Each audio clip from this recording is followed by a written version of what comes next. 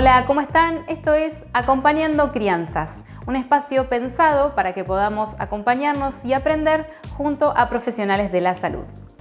Hoy van a poder ver la segunda parte de la entrevista con la doctora María Benedetto, pediatra de Macachín. Le consultamos sobre las caídas en bebés, qué cuidados debemos tener en nuestros hogares para evitar accidentes, tos, mocos y si se recomiendan o no los jarabes para la tos. Además, la doctora Steffi seleccionó unas de sus consultas enviadas por redes sociales y las responderá desde su nuevo espacio, Consultas a la doctora Steffi. Así que ya sabes, si querés puedes dejarnos tu consulta a través del Instagram @a.crianzas o a través de nuestro WhatsApp. Nos encanta poder comunicarnos con ustedes. Cerramos con un consejo inmenso y te adelanto esto del programa de hoy.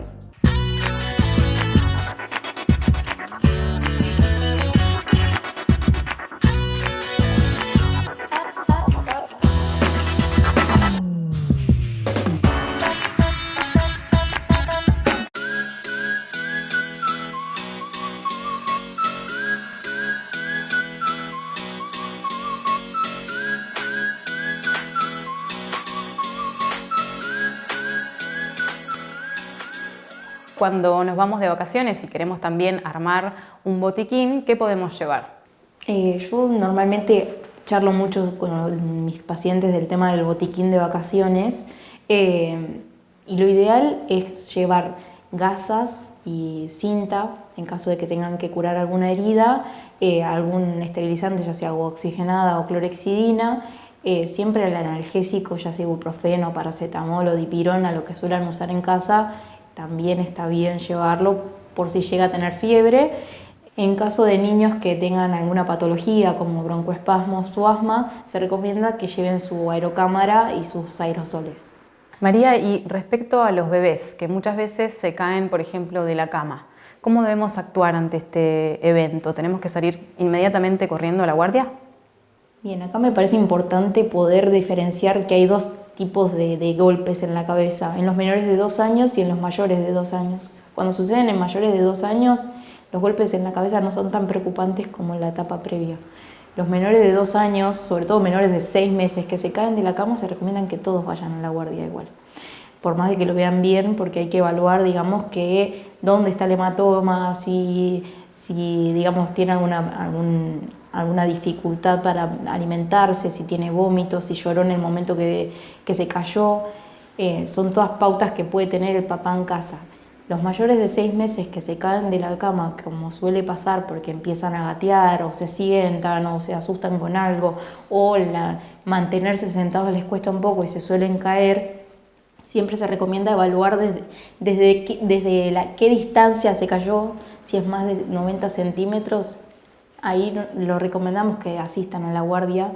Si el golpe fue en la frente y se hizo el hematoma, no hay que preocuparse, pero si vomita, si se duerme, pero no que se duerme porque le da el momento de la siesta, sino que se queda dormido en situaciones que no pasaría, por ejemplo, está jugando y se queda ahí dormido, ahí sería un momento para consultar, o está teniendo un juego con el padre en ese momento y se queda dormido, bueno, no es una situación habitual, o que esté muy irritable, no haya forma de calmarlo, o le intentan alimentar y todo lo que le alimenta vomita. Bueno, ahí son situaciones que sí o sí hay que ir a la guardia.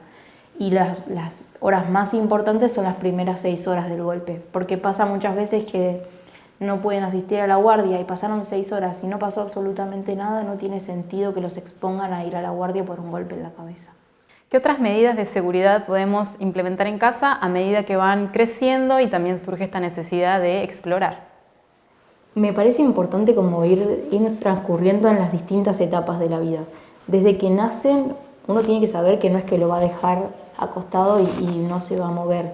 O sea, siempre yo les digo a mis pacientes que si lo tienen que dejar en un sitio seguro, ya sea o en el cochecito o en el huevito, pero no es lo dejo y no le pongo el cinturón, no, lo dejo con el cinturón puesto o en el Moisés o en la practicuna, no en el medio de la cama con 40 almohadones, porque pueden pasar los almohadones y después los accidentes suceden y son 5 minutos y yo sé que no lo quisiste hacer queriendo, pero suceden y uno después transita mal ese accidente. De hecho, ya no se dice más accidente, sino que se dice incidente, porque los accidentes son cosas que no se pueden prevenir, y en cambio esto sí se puede prevenir, porque vos tenés que saber que cualquier bebé, niño, niña, lo que sea, se puede caer. Entonces, si uno los deja en una superficie plana como una mesa o una cama, se pueden ir deslizando hasta caerse. Entonces yo siempre le digo a mis pacientes, si tenés que hablar por teléfono o por una urgencia, lo que sea, o tenés que atender la puerta o lo que sea, y no llegás a ponerlo en un sitio seguro, dejarlo en el piso, porque de ahí no se va a caer. Siempre les digo eso. Y después, a medida que van creciendo y a medida que se van trasladando en el piso, porque lo solemos dejar bastante en el piso, les aconsejo que gateen por la casa como si fueran en 4 patas y vayan viendo enchufes, las cosas que están en el bajo mesada, todo lo que es productos de limpieza. Después, a las familias, las madres que toman anticonceptivas, por ejemplo, que suelen dejarla en la mesita de luz para no olvidarse, yo les aconsejo que no dejen nada a la mano. De hecho, todos los productos dice mantener fuera del alcance de los niños, y es porque justamente no le podemos enseñar, no, eso no se toca, porque ellos lo van a intentar igual. Y no es porque vos no le enseñaste bien, sino que es porque no lo pueden evitar. Todos los que les genera, digamos, curiosidad lo van a buscar y lo van a probar. Entonces siempre es la consulta muy típica de me agarró la cajita de anticonceptivas, me tomó una anticonceptiva, no va a pasar nada, pero podías evitarlo. Entonces siempre ir a eso.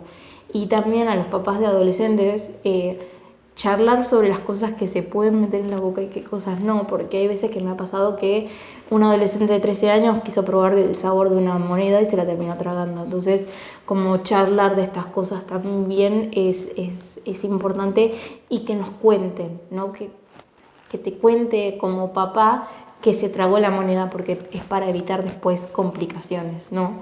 Y como creerles cuando te lo dicen. Y ahora que me salió esto, yo quiero comentarles también el tema de la pila botón. Tan importante que los juguetes de niños pequeños no tengan pila botón, porque se la pueden meter en la boca y la verdad que ese incidente puede llevarlos a una guardia, tener que ir a una endoscopía. Entonces es muy importante las cosas que dejamos al alcance, ya sea los juguetes con cosas pequeñas que se pueden atragantar o se pueden asfixiar. Es muy importante el cuidado de estos niños. No te vayas, que enseguida volvemos con más Acompañando Crianzas.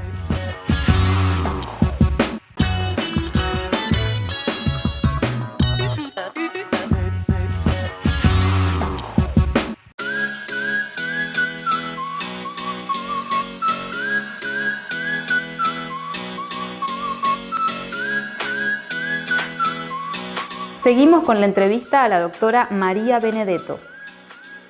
En esta época escuchamos a muchas madres y padres decir que sus hijos están con tos y con mocos. ¿Cuándo es el momento de acudir a la consulta y nos recomendás el uso de jarabes para la tos?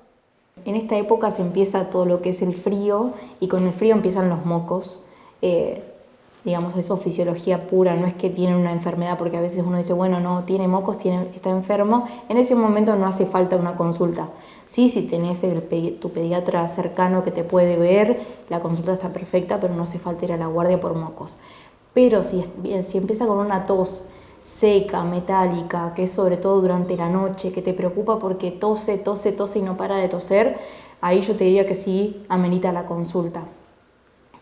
En cuanto a, después están las toses que son más de broncoespasmo o de pacientes con asma, que le tiene que llamar la atención a la familia, como que se escucha como un silbido al final de la tos, o que entra el aire pero les cuesta mucho sacar el aire, o como que hunden las costillas o mueven mucho la panza, o aletea la nariz, o se le hunde acá en el espacio intercostal.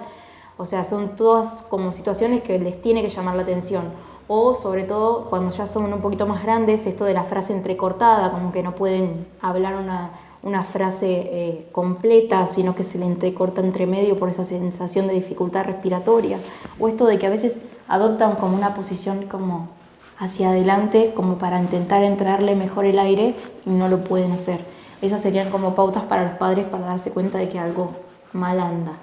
Y ahí yo te recomendaría que vayas a la guardia seguro, porque seguro tiene algún broncoespasmo o asma que necesita de medicación. En cuanto a lo que es jarabes para la tos, no se recomienda ningún jarabe para la tos. Sí, lo único que se sabe que mejora la tos es la miel y todo lo que sean cosas de dieta blanda y fría. La miel, recuerdo por las dudas, se recomienda a partir del año por el tema del botulismo. Y a partir de los 2 años, cuando uno quiere hacer una dieta que sea fuera de azúcares, que es lo recomendado. Pero a partir del año podríamos probar con miel para la tos. Y agregando a esto, ahora actualmente hay algunas epidemias, como por ejemplo sarampión, varicela, mano, pie, boca, recomiendo a los padres que en caso de fiebre o alguna lesión en la piel, consulten porque puede ser alguna eruptiva y en ese caso no se recomienda ni que lleven al niño a la plaza, ni que vayan al jardín ni a la escuela. Mari, muchísimas gracias por tu tiempo y por tus palabras que tanto valor aportan a las familias y a todas las personas que acompañamos infancias. Muchísimas gracias a ustedes por la invitación, por tenerme en cuenta, y con este programa yo siento que por lo menos toda la información que hay en internet, ustedes informan de otra manera del apoyo de otros profesionales y es algo muy bonito de toda la provincia y muchas gracias por tenernos en cuenta. Bienvenidos a una nueva temporada de Acompañando Crianzas. Este año vamos a hacer una propuesta diferente. Van a llegar consultas a nuestras vías de comunicación, sean del programa o mías, y vamos a ir respondiéndola de la manera que se pueda y de la generalidad que se pueda. No podemos abordarlo como si fuese una consulta médica, pero sí vamos a darles mucha información para que ustedes puedan tener herramientas en casa. Nos llegó esta pregunta. ¿Cuándo volver al cole, al jardín? ¿Cuándo volver a escolarizarnos si tenemos tos y mocos? O incluso no volver, si podemos seguir yendo al cole cuando estamos con mocos y tos. Siempre es importante conocer el contexto en el que está esa infancia, ese niño, esa niña.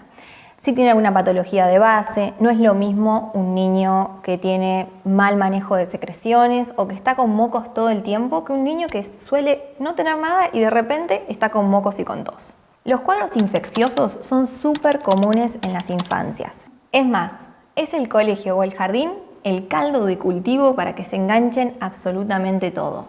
Y no solamente el chico que va al jardín o al cole, también los hermanos, también los padres. Caemos todos. Los cuadros infecciosos en las infancias, la mayoría son causadas por infecciones virales. Las infecciones virales más comunes son el rinovirus, el sincicial respiratorio y algunas de ellas también pueden generar una neumonía viral. Siempre es importante tener en cuenta que un niño que tiene tos, mocos y empieza con fiebre, ese chico no puede ir más al colegio. Si hay fiebre, no puede ir al colegio. ¿Cuándo podría volver un niño al colegio? Después de 24 horas afebril y ya con algún tratamiento médico instaurado o incluso si lo pudieron manejar en casa. Dejó de tener fiebre, 24 horas ya puede volver al cole.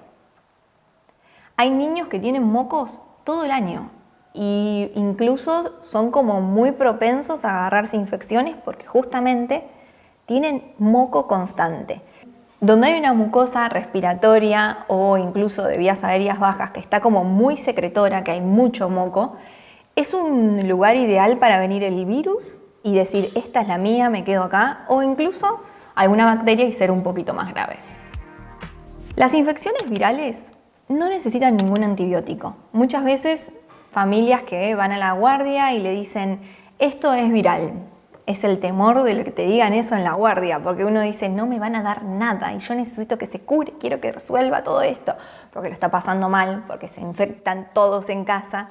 Pero bueno, infección viral, nosotros nos vamos dando cuenta en el transcurso de la enfermedad y con lo que nos relata la familia, qué es una infección viral, qué aparenta ser y qué parece ser más bacteriano.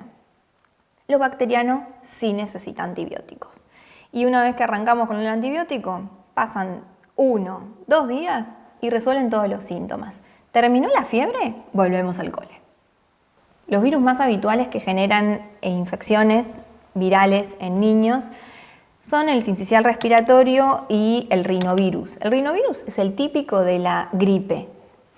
Y el sincicial respiratorio es un poco más complejo porque puede generar infecciones bastante más graves en niños chiquititos, más en los que son menores de 6 meses y peor aún en menores de 3 meses. ¿Cómo nos damos cuenta que están pasando por una infección de estas características?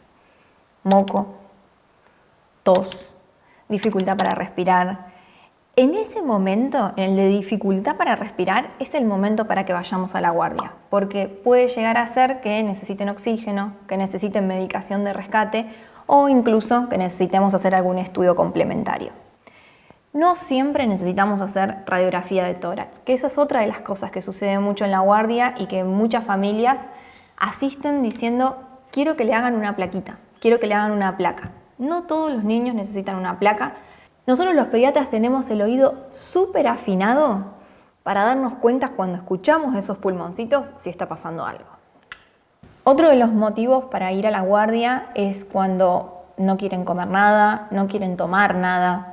Comer a veces puede ser que no tengan apetito, nosotros mismos como adultos. Estamos enfermos y la panza, no queremos saber nada, revoltijo, no nos interesa comer, pero sí es importante que nos hidratemos. Si es un niño que toma teta, está con lactancia materna o toma una leche de fórmula, esa es también parte de hidratación, y si ella toma agua, puede empezar a tomar agua y tomar más agua de lo habitual, porque cuando tenemos fiebre nos deshidratamos. Entonces hay que hidratarse. No te vayas, que enseguida volvemos con más Acompañando Crianzas.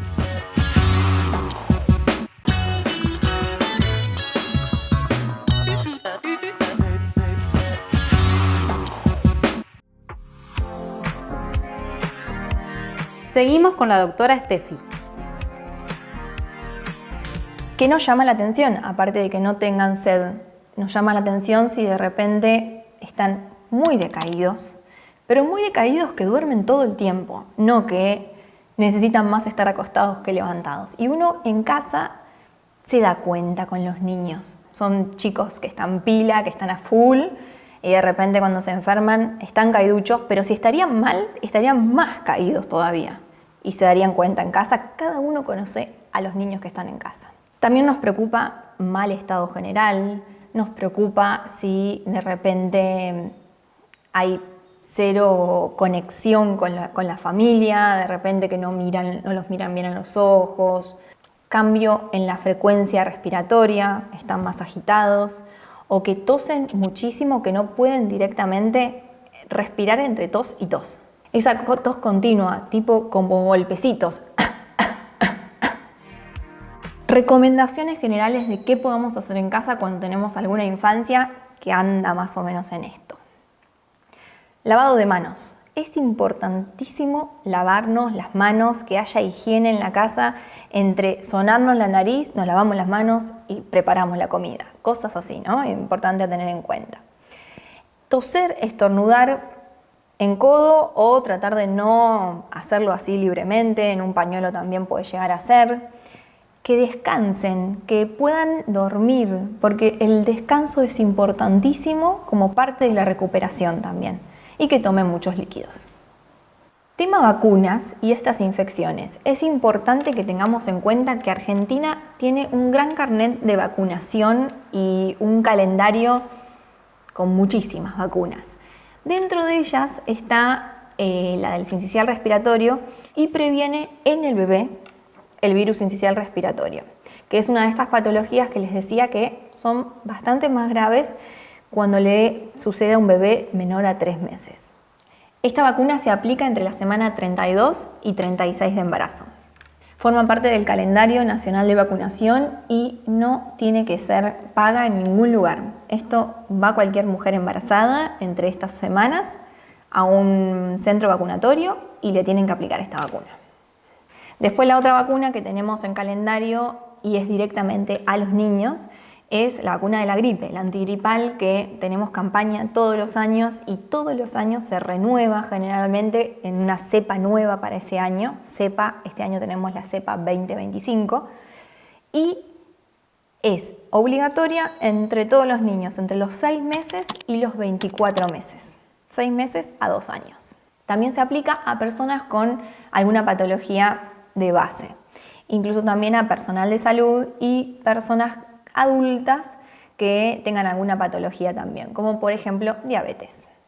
En mayores de 65 también es obligatoria esta vacuna y lo que busca es que los síntomas, si llegamos a contagiarnos de gripe, los síntomas sean mucho más leves que si no la tendríamos. Otra vacuna que tenemos es la de la neumonía, el neumococo, que se le aplicamos también a todos los niños en carnet de vacunación obligatorio y también previene de las situaciones más graves de la neumonía.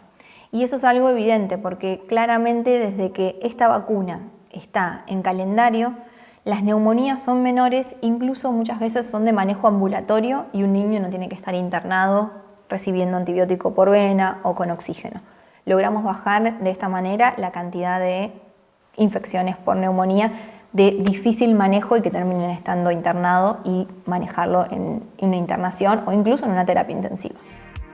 Los invito a que nos compartan sus dudas, sus inquietudes y nosotros los vamos a ir respondiendo a medida que vayan llegando. Nos vemos en el próximo programa de Acompañando Crianzas. Y llegamos al final del programa del día de hoy. Recuerden enviar sus consultas para la doctora Steffi. A medida que pasen los programas, iremos respondiendo todas. Nos reencontramos la semana que viene por la pantalla de la televisión pública pampeana. Gracias por acompañarnos y gracias por acompañar infancias y crianzas desde el respeto y amor. Hasta la próxima.